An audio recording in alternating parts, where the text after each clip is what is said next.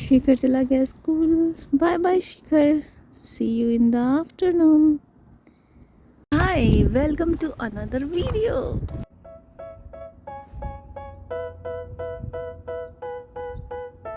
शिखर तो चला गया स्कूल और आप देख रहे हैं मेरे पीछे, देखिए ठंड ने अपना तांडव दिखाना शुरू कर दिया है।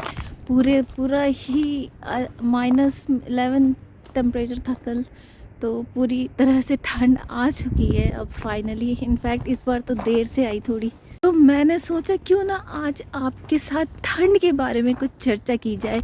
सो आज का video is dedicated to winters in Canada कि कनाडा में ठंड से किस तरह से लड़ा जाता है। और साथ ही आपको पता है कि ये दिसंबर का महीना चल रहा है, तो दिसंबर का महीना is like party time, Christmas, new year for all. Christmas तो यहाँ पर जैसे दिवाली होती है इंडिया में, वैसे है यहाँ के लोगों के लिए। तो आपको दिखाते हैं क्रिसमस की लाइट्स। थोड़ी लाइट्स आप देखिए, तब तक मैं ज़रा घर के काम थोड़े निपटा के फिर आगे विंटर के बारे में बात करती हूँ। हाय, आज तो बहुत ज़्यादा ठंड है। अभी टेम्परेचर हो रहा है -12। आपको सोचा था कि ये सारी ब्यूटीफुल डेकोरेशन दिखाएंगे वॉक करते करते, बट मेरी उंगलियां ही जमी जा रही हैं। जितना रिकॉर्ड कर पाऊँगी थोड़ा बहुत तो दिखाई दूँगी, बाकी चलेंगे कार से, थोड़ा बहुत आपको दिखाएंगे। तो let's go and see the Christmas decorations जो मेरे घर के पास ही हुई है, अगल बगल। वो आपको दिखाती हूँ, बड़े सुंदर सुंदर डेकोरेशंस हैं।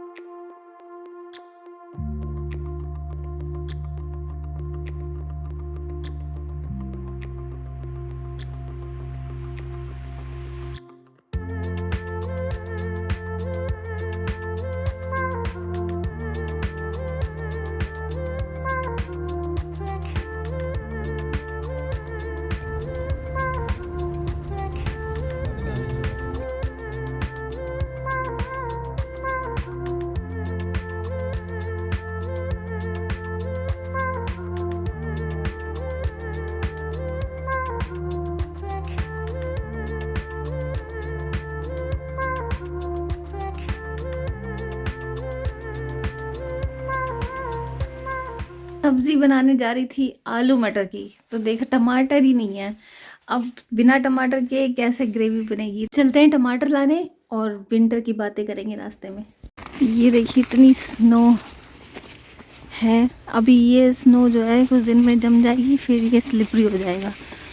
यहाँ साफ नहीं किया पता नहीं, बाकी सब रास्ते तो साफ है, ये वाला रह गया। तो मैं आपको बता रही थी कनाडा की ठंड के बारे में। कनाडा की ठंड बहुत मशहूर है, यहाँ पर बहुत ठंडी पड़ती है और वाकई में बहुत ठंड पड़ती है। मुझे 3 साल हो गए यहाँ पर रहते हुए, तो 3 साल में -30 तक का टेम्परेचर तक देख लिया था मैंने। लेकिन वो कहते हैं ना, जैसा देश वैसा भेष। तो आप जहाँ रहते हैं वहाँ की आपको धीरे धीरे आदत पड़ी जाती है। इंडिया के जो जैकेट्स होते हैं ठंड वाले, वो कुछ महीनों तक ही काम देते हैं, जैसे अक्टूबर नवंबर तक तो वो चल जाएंगे। लेकिन दिसंबर ऑनवर्ड्स आपको ऐसी मोटी जैकेट और वैसे ही ग्लव्स भी पहनने पड़ते हैं। कभी भी आप जैसे विंटर में जैकेट लेते हैं तो हमेशा उस जैकेट को चेक करके लेना चाहिए, जिसमें कि टेम्परेचर बियरेंस का वो लिखा रहता है कि -30, -25 कितना टेम्परेचर वो जैकेट से निकल सकता है।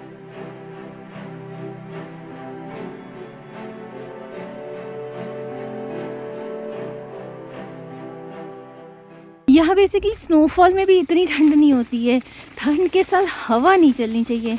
यहाँ की जो हवा होती है बेसिकली ठंड उसी से होती है, इतनी जानलेवा हवा होती है वो कि वो आप 1-2 मिनट भी बाहर बर्दाश्त नहीं कर सकते अगर आपने ठीक से कपड़े नहीं पहने तो। बिल्कुल हवा नहीं है लेकिन ठंड है तो वो स्टिल बियरेबल।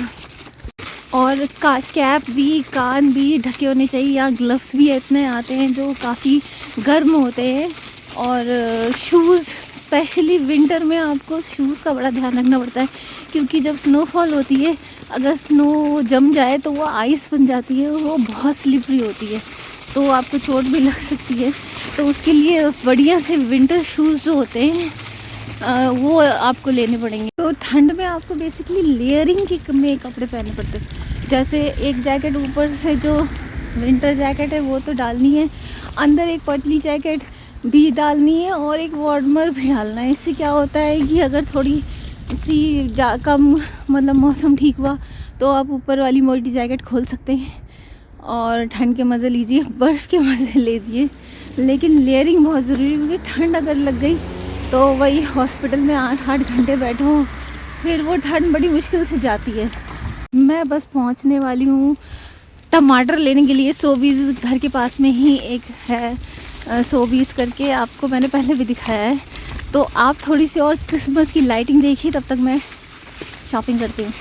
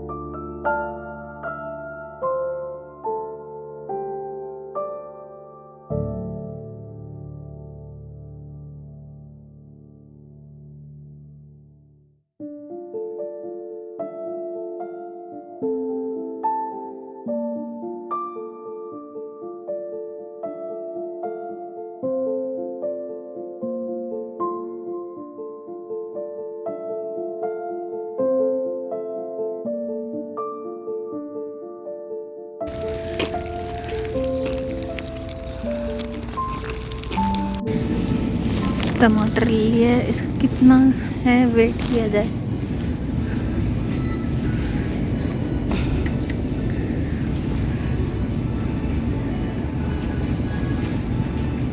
कितना है भाई? शॉपिंग हो गई है, इतना ज़रा सा सामान लिया, दूध, ब्रेड, टमाटर, उतने में इन्होंने $25 का बिल बना दिया। बहुत महंगाई हो गई है। गाना बिल्कुल सही बनाया, महंगाई डायन खाए जाए हैं। थक गई हूँ, थोड़ा बस स्टॉप पे बैठी हूँ, थोड़ा सुस्ता लूँ फिर आगे जाऊँगी। स्नो शूज़ होने के बाद भी बड़ा संभल संभल के चलना पड़ता है, और उसमें भी इंसान थक जाता है। 1 किलोमीटर जाना, 1 किलोमीटर आना। और यहाँ पर ठाकुर वाले जूते होते हैं ना, ठाकुर ने जिस गब्बर सिंह को मारा था वैसे वाले जूते, तो आप स्नो में बड़े आराम से चल सकते हैं। तो उससे एक्स्ट्रा ग्रिप हो जाती है कि गब्बर सिंह। कैसी लगी क्रिसमस की लाइट्स? अच्छी लगी ना? तो ये तो वो लाइट्स थी जो मेरे घर के पास लगी हैं। जैसे क्रिसमस आएगा मैं आपको और भी सुंदर सुंदर लाइट्स एंड डेकोरेशंस दिखाऊंगी क्रिसमस की। और याद रखिए, विंटर में हमेशा जैकेट, ग्लव्स, शूज़ और ये अपना सर ढकने के लिए टोपी, का कान ढकने के लिए, गला ढकने के लिए, इन सब के लिए रेडी रहिए। जो भी न्यू कमर्स आ रहे हैं, ठंड से बचना बहुत ज़रूरी है।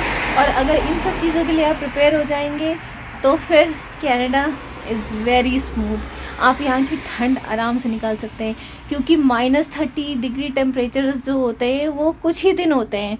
उस दिन आप भले अवॉइड करें बाहर निकलना, लेकिन बाकी दिनों के लिए आप आराम से इन सब चीज़ों से आराम से चल सकते हैं। चाहे छोटा बच्चा हो, चाहे बड़ा हो, ठंड आराम से यहाँ की निकल सकती है। जानकारियाँ आपको कनाडा के बारे में, कनाडा की विंटर के बारे में और क्रिसमस लाइट्स कैसी लगी है मुझे बताइएगा।